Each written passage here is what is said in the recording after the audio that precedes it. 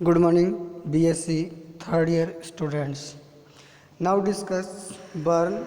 और बर्न में अभी तक अपन ने पढ़ा था बर्न की डेफिनेशंस, बर्न के कॉजेज, सीवियरिटी ऑफ बर्न्स और डायग्नोसिस ऑफ बर्न्स और क्लिनिकल मैनिफेस्टेशन ऑफ बर्न्स और बर्न का फर्स्ट एड क्या होता है वो, और इसके अलावा बर्न मैनेजमेंट। अब अपन पढ़ते हैं बर्न के अंदर जो नर्स का रोल होता है वो क्या होता है। तो role of nurse in burn management, there are following roles of nurse in burn management. Burn management के अंदर जो नर्स का रोल है वो सबसे फर्स्ट रोल है रीस्टोरिंग नॉर्मल फ्लूइड बैलेंस। इसके अंदर the nurse closely monitor the patient's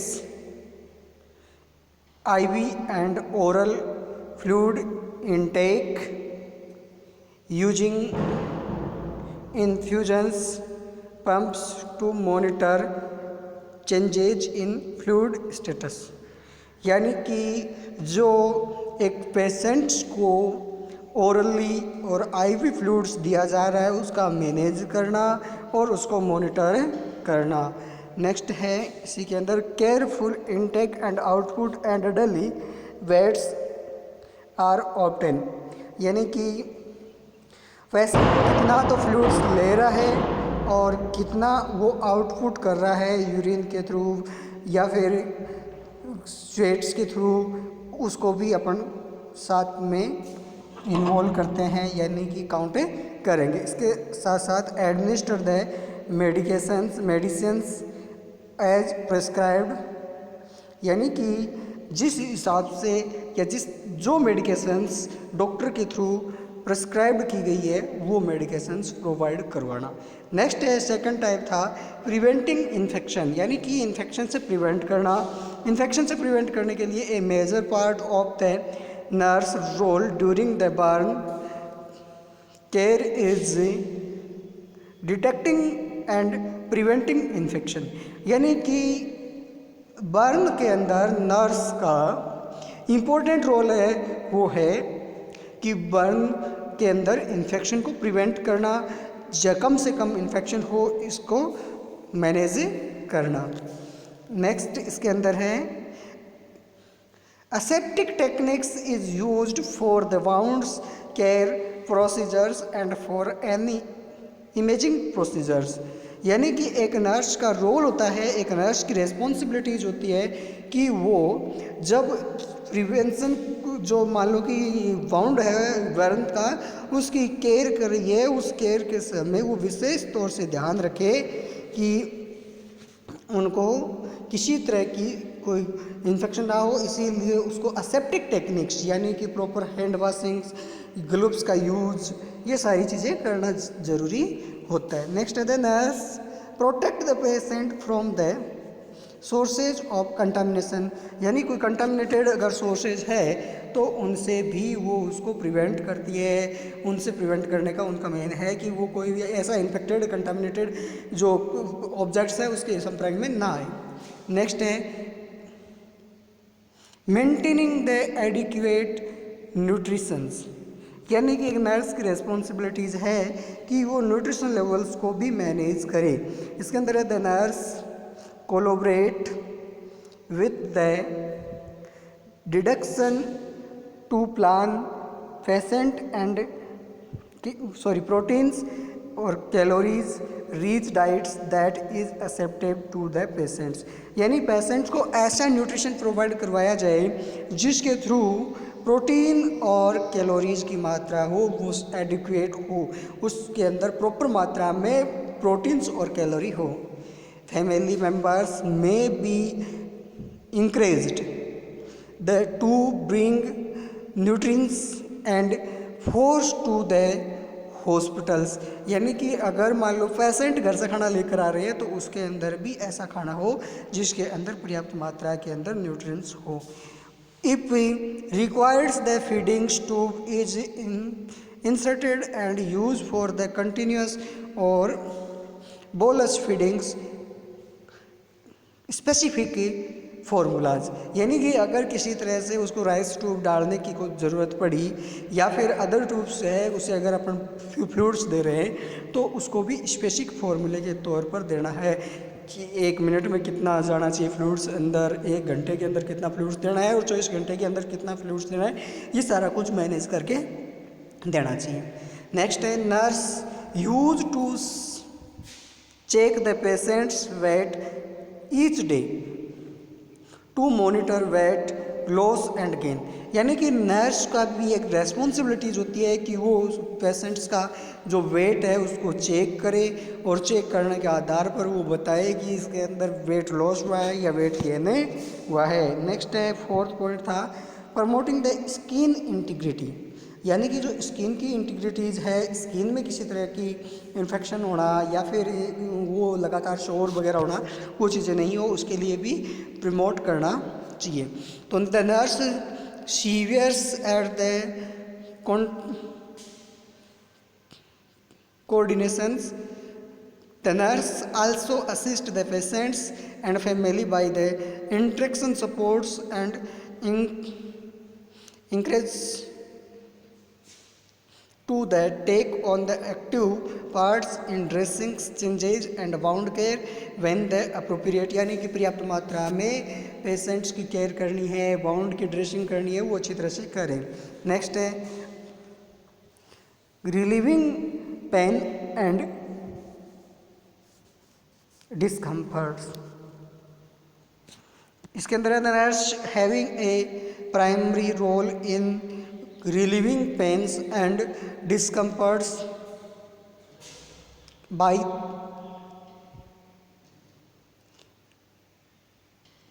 and assessment of a pain and discomfort and proper intervention, यानी कि प्रॉपर मात्रा में उसको मेडिकेशन प्रोवाइड करना है, पेन किलर्स है या उसको एंजाइटी वगैरह है उसको रिड्यूस करना। Next the nurse provide the analysis and anxiety anti anxieties medications prescribed, यानी कि अगर उसकी किसी तरह की मान लो एंजाइटीज वगैरह हो रखी है तो उसको एंटी एंजाइटी ड्रग्स भी प्रोवाइड करवाना है। Next the nurse work quickly to complete treatment and dressing changes to reduce pain and discomfort, हो सके जितना नर्स है ड्रेसिंग करते समय या वाउंड केयर करते समय उसकी ड्रेसिंग है वो जल्दी जल्दी करे और काम को जल्दी ख़त्म करे और जो मेडिकेशन देनी है वो जल्दी दे। The nurse teach the patients and families members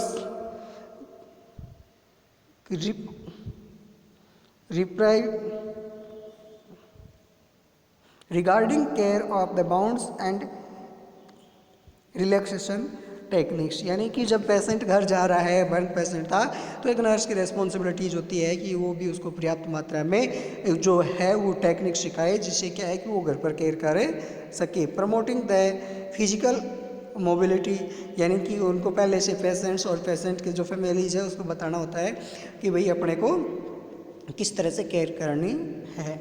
next है सपोर्टिंग पेशेंट एंड फैमिलीज।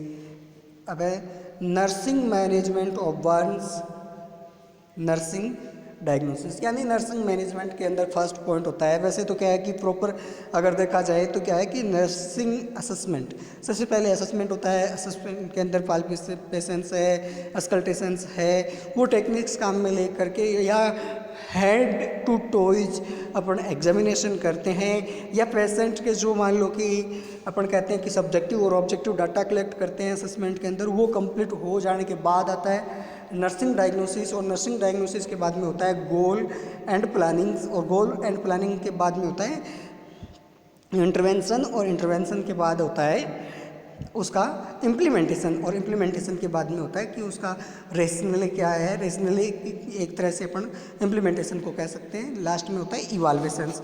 वो सारी टेक्निक्स में से अपन केवल ये है कि अपन को अगर डायग्नोसिस अच्छे से बनानी आ गई तो अपन है वो पूरी एनसीपी बना सकते हैं।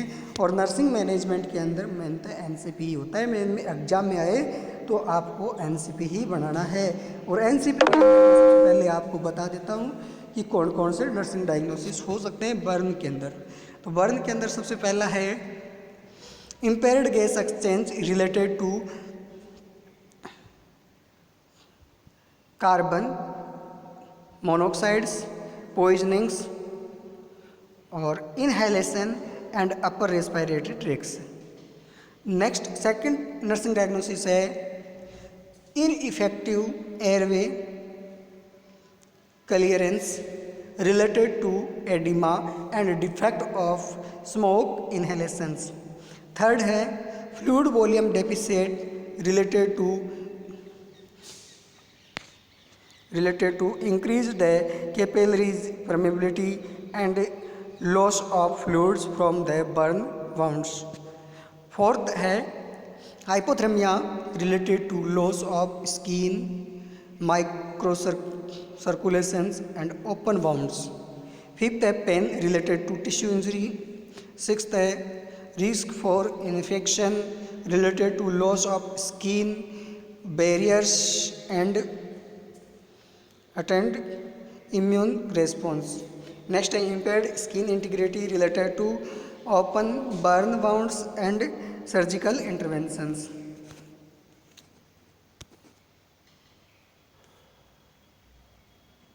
Legal aspect in burn management, यानी कि बर्न मैनेजमेंट के समय अपने पास में कुछ होता है लीगल एस्पेक्ट्स का मतलब है कि अपने को कानूनी तौर पर क्या क्या करना चाहिए।